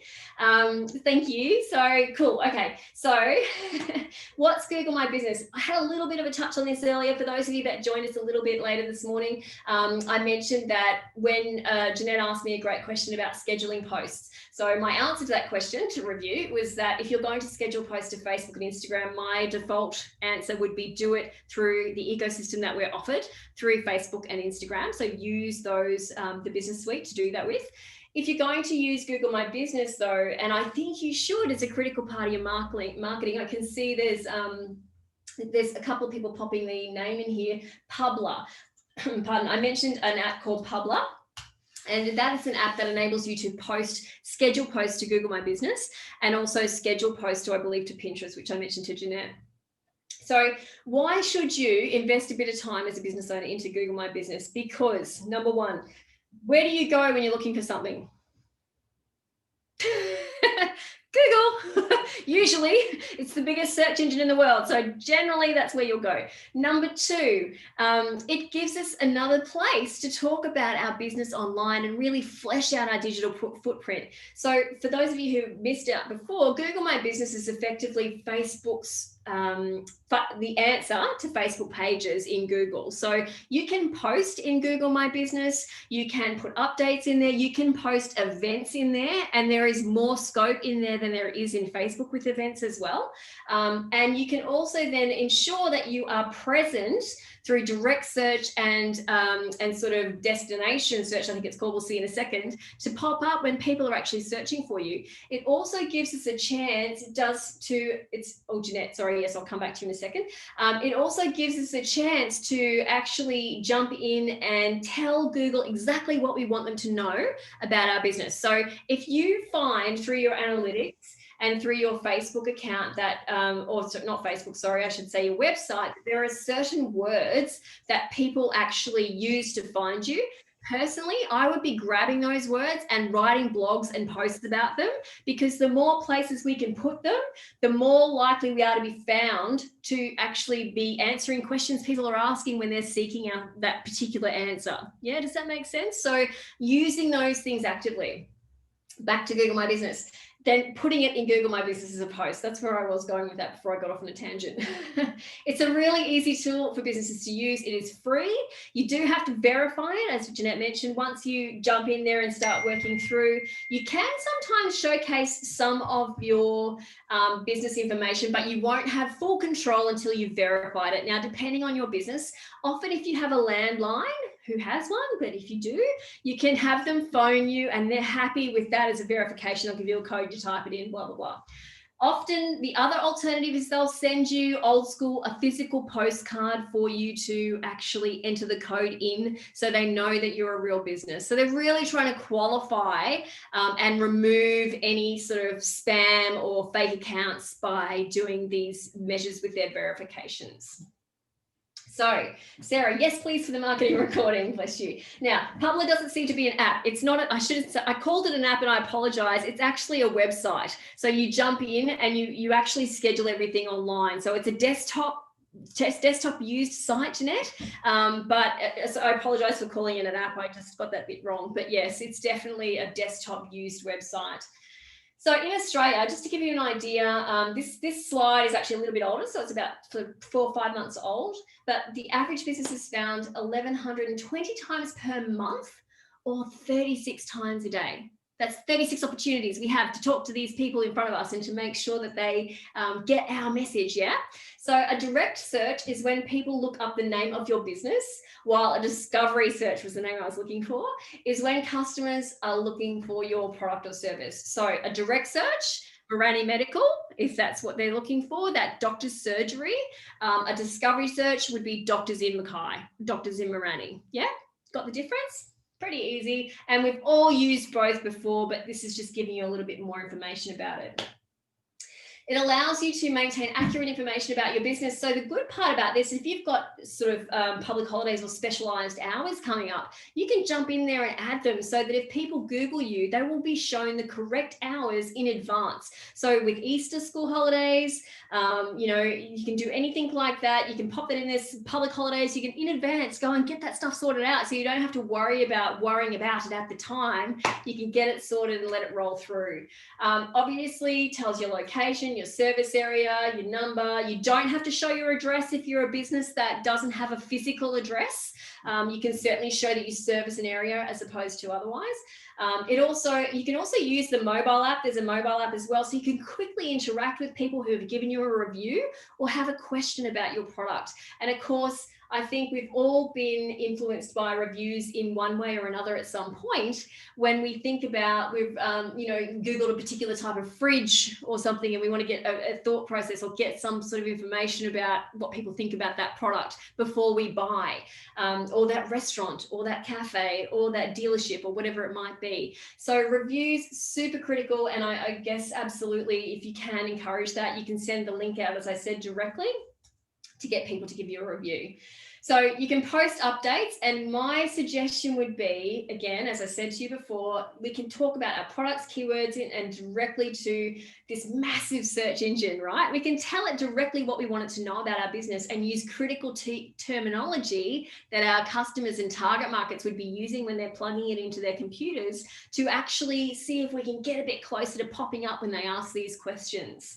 It also shows that we're alive. It shows Google that we are proactive in ensuring that we are represented correctly online all the time. So super, super critical when it comes to ensuring that we're keeping people up to date with what we're doing within our business, our service offerings, etc. Publer, as I mentioned, I think it's here, as you see, free for their free social accounts. So you can literally sign up, get a free account. And then, you know, as I said, if you don't use it, that's fine. At least you've got an account. I would definitely be spending a bit of time on that one as well. Email newsletter recommendations. do you want me to keep going with this, or do you want to pop back? I can do this bit as the last bit and then go forward. Let me know if anyone's interested in hearing about e-newsletters. Anyone? Yes. Okay, I'll quickly run over it with you and then we'll jump back into our original slide. I think Adrian just joined us. Adrian, welcome. This has all been recorded, so I will send you through the slide and the recording afterwards. We've kind of gone a bit sort of sideways here. We're talking about content for marketing, but it'll make sense when you watch the recording. So frequency of emails, newsletters should depend on your type of business and your target market. So if you currently who currently actually sends e-newsletters out to their customers? Can I get you to put your hands up or put the thumbs up, whichever is easier? A couple of people. Yeah. And is it something that you want to do? And type in the chat box if you like. Is it something that you want to do and you haven't got around to, not sure how to start? What's the story there? Because it is a great way to reach into your target market. I guess the biggest thing for me is that, you know, we can really tailor it to our brand. We can really make it, you know, so I can see here some of them are, yep, some of them are, yep. Merv wants me to keep going. Thanks, Merv. For new products, I'd like to tell previous clients. Perfect. Yeah, perfect. And that's really what it's designed for. Previous clients are such critical ambassadors of our business because they actually really, they already know, like, and trust us. So they're the people we do want to share this critical info with, so that they then share it with their friends and you know, associates. So it also enables us to make sure we really brand it correctly. We've been given permission directly to sit in these people's inbox. If I'm honest, like the actual open rate is 30%, which sounds pretty rubbish, but if you consider that we have total control and 30% is pretty good, we have more control over this than we do on Facebook, of course, and Instagram. So definitely look at this if it's something that you're thinking about doing. I'd encourage you to start putting a database together. And again, there's a workshop coming up for that. I keep going like this because there's a few workshops coming up, so I definitely recommend you start thinking about this as well. So that's about, actually, I thought there was more to this than that. My other suggestion would be that just with email newsletters, it is really a database in the sky. We have so much more control. I can't recommend enough to get your database sorted out and looking at going to, when you're actually creating your database, guys, one final thing I'll comment on here is popping in and like tagging people. So for example, everybody today is tagged in my database with today's date and the workshop name. So I know that you joined me for this reason. And then it also enables me then to quickly talk to all of you in one go by simply choosing that tag. Yeah, so it makes it really easy. So that's e-newsletters. So let's go back to now our original one, our original presentation, and finish it off, wrap up for today. Laurie, no worries, thank you for that. Did anyone have any more final questions before we wrap up today? Nope. I must have been really good, Mr. Extreme VR, Miss Extreme VR. I've answered all the questions. So one thing I also invite you to do is join my online marketing Facebook group. You'll be able to click this link when you get the slides and join. It's literally for business owners such as yourselves to be able to jump in, ask questions, get feedback, all of that. I jump in there myself and, you know, give people information and updates and things like that as well. I'd love to see you in there if you would like to. Upcoming workshops, which are next. Christina, thank you so much. I look forward to staying in touch. Kim, 1 second, I'll come right back to you. So upcoming workshops we've got next month, creating content in Canva, 25th of Feb, setting up the Facebook pixel. If you have a website, I cannot recommend that enough because it just gives us a chance to get in front of the people who have already been engaged with us in some way on our website, as well as within Facebook, etc., etc. You can see the rest of the situations coming along here nicely. And again, these will be in your slides, so you can choose to sign up. They're all through the ASPAS program, so you can certainly choose to sign up and go through there if you like. And if you'd like a one-on-one, thank you, Brad. If you'd like a one-on-one with me after today to sort of, if we've sort of raised a few more questions for you, or you want a little bit more of a dive into your specific social media, you can indeed do that through the ASPAS program or through the Business Station program that you've come to me through. This is what the workshop's been provided today by those guys. So I put the link in there. If you're new to the ASBAS or Business Station program, you can sign up. You just literally fill out a little letter. The first appointment with me will be free, and the second and third are corresponding figures, as you can see there, $44.66, and we can have up to 2 hours a month. So we can really sort of regularly touch base with your business and get sort of a process happening around your socials or whatever it is you would like to talk to. And you can request me. There's a whole bunch of other operators as well, or advisors on there. But if you'd like me to help you, I would love to do that. And certainly you can simply click that link. I'll pop that in the email that I send you as well to move forward, and hopefully we can catch up. If you're in the tourism industry in Queensland at the moment, I've been lucky enough to be able to assist people in the tourism industry by giving them 4 by 1 hour digital coaching sessions thanks to QTech. So if you're that person or you want to learn more, click the register button on this page, and certainly hopefully we can sort of sign those up. They have to be done by the end of the financial year, but there's plenty of time. If you're not sure, you're welcome to just email me back and I can talk you through that as well. And that's it. School's out, kids. Thank you so much today for everything. Long question, which app do I use for email marketing? MailChimp is what I use. I look really forward to staying in touch with you. And as I said to you, when you get the email with the recording and the slides, feel free to, actually hit reply if you've got any questions. If you have a fellow business owner that you think it might help, I welcome you to forward it on to them, because, we all need a little bit of assistance in these very, very difficult times. And I look forward to seeing you online and hopefully staying in touch. All the best for 2021. That's 2020 WON. And I look very forward to chatting to you soon. Okay, thanks guys. Bye.